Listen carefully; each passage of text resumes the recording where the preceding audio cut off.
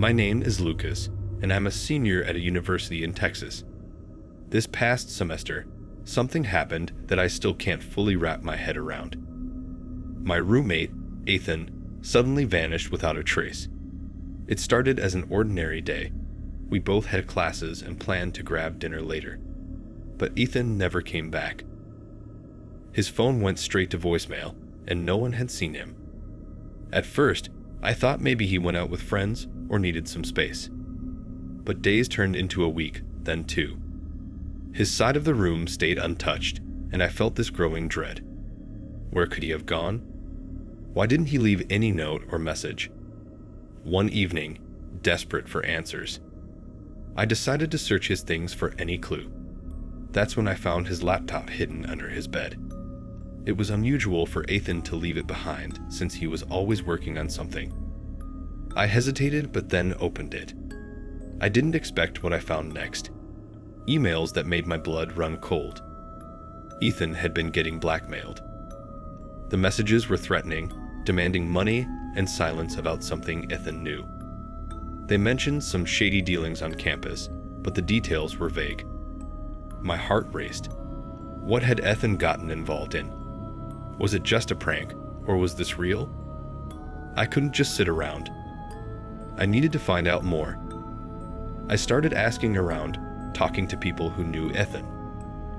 I even reached out to his parents, who were frantic with worry, but no one knew anything. The more I dug, the more I realized how little I actually knew about Ethan's life outside our room. Who were his friends? What was he hiding from me? Then, things got even stranger. I found a hidden folder on Ethan's laptop, filled with documents and photos. They showed some people on campus who I'd seen around, but never paid attention to. There were names, dates, and places. It looked like Ethan was investigating something serious. Drugs, human trafficking. The thought made my stomach churn. Was he trying to expose these people? Or was he involved somehow? I had to make a choice. Go to the authorities and risk getting Ethan in deeper trouble, or try to find him myself. I decided to go to the campus police, bringing the laptop and everything I found. They took it seriously, which scared me even more. They promised to look into it, but they were tight-lipped. Was Ethan in real danger? Were they covering something up? The next few days were a blur. I couldn't focus on classes or anything else. My mind kept replaying the emails, the photos, and the look on Ethan's face the last time I saw him. What if he was hurt? Or worse? Finally, there was a breakthrough. The authorities found Ethan. He had been held captive by a group involved in drug trafficking and human trafficking, just like I'd feared. They had been using him to do their dirty work on campus, threatening him and his family if he didn't comply. When Ethan tried to back out, they took him. The police managed to rescue him, but the whole ordeal left Ethan traumatized. He couldn't look anyone in the eye, barely spoke, and eventually left school to recover at home. As for me, I couldn't shake the guilt. Should I have noticed something sooner? Could I have helped him before it got this far? Even now, I sometimes wonder if we're really safe. The people involved were arrested, but did they have more connections? Could they come after us? The whole experience changed me. It made me realize how little we know about the people around us, even those we live with, and how easily our lives can be turned upside down in an instant.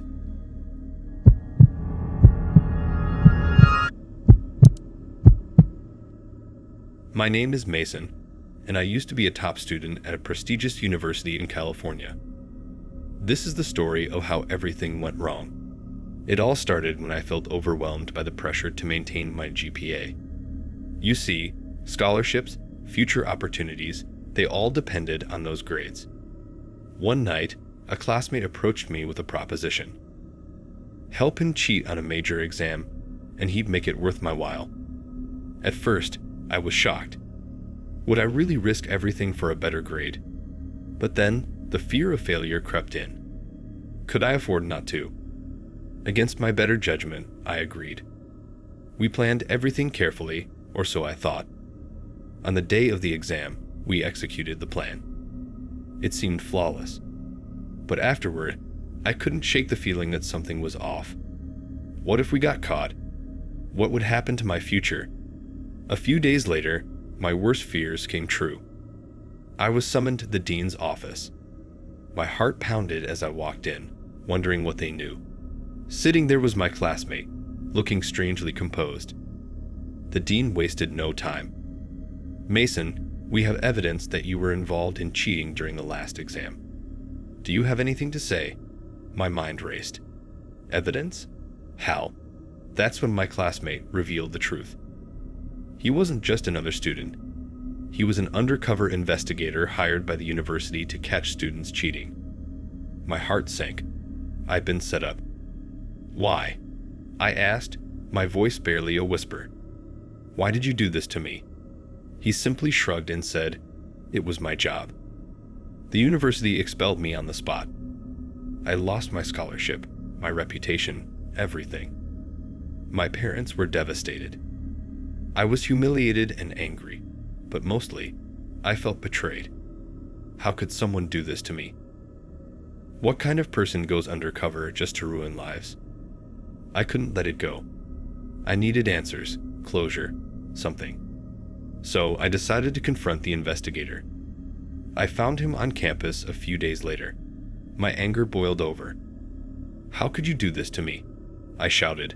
He tried to walk away, but I grabbed his arm. "You ruined my life." In that moment, something snapped. I lost control and attacked him. I didn't mean to hurt him, but the rage took over. By the time I realized what I'd done, it was too late. He was on the ground, bleeding, and I was being pulled away by campus security. The incident made headlines. Top student expelled, attacks investigator, the papers read. My face was everywhere, my story a cautionary tale. My future was ruined. No more scholarships, no more prestigious degrees, just a criminal record and a mountain of shame. Even now, I still ask myself, was it worth it? What drove me to make such a terrible decision? I don't have all the answers, but I do know this.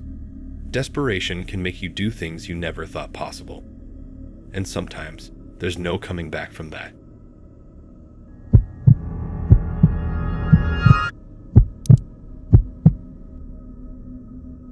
My name is David, and I'm a junior at college in Florida. A few months ago, I went to a party in one of the dorms. It seemed like any other college party, music, drinks, and a bunch of people trying to have a good time. I didn't know most of them, but a friend of mine convinced me to go. At some point, I started feeling really weird. My head was spinning, and I couldn't focus. I hadn't had much to drink, so it didn't make sense. I looked around and saw other people acting strangely too. Some were laughing uncontrollably, while others just sat there, staring blankly. What was happening? Why did everyone seem so out of it? I decided I needed to leave. I headed for the door, but when I tried to open it, it was locked. Panic hit me. Why would they lock the door? Were we trapped? I banged on it, yelling for someone to let me out, but no one responded. Then I noticed a few others who seemed equally confused and scared. One of them, a girl named Sarah, was crying. She said she felt like she couldn't move. We all started to piece together what was happening. Someone must have spiked the drinks. But who? And why? As we talked, I saw something that made my stomach drop. A camera set up in the corner, pointing directly at us. What were they filming? Was this some kind of sick joke or something more sinister? We all started to panic, trying to figure out what to do. The windows were our only way out. I grabbed a chair and smashed one open. The sound was deafening, but it felt like a lifeline. I screamed for help as loud as I could, hoping someone outside would hear. Was anyone out there? Would they come in time? The campus police arrived quickly, and they broke down the door. They found us disoriented, scared, and some barely conscious. It turned out that a group of students had planned the whole thing, spiking the drinks and setting up the cameras to stream it online. They were arrested, but the damage was done. The aftermath was a blur of police reports, medical checks, and a lot of questions. Why did they do it? How did they think they could get away with it? No one had clear answers. The students involved were expelled, and the videos were taken down, but that didn't erase what happened. I still have nightmares about that night. The feeling of being trapped, the fear, and the confusion. It doesn't just go away. I can't trust people like I used to. Every time I go to a party or even a small gathering, I can't help but think about what could happen. Could it happen again? Could I be in danger and not even know it? This experience changed me, and not in a good way.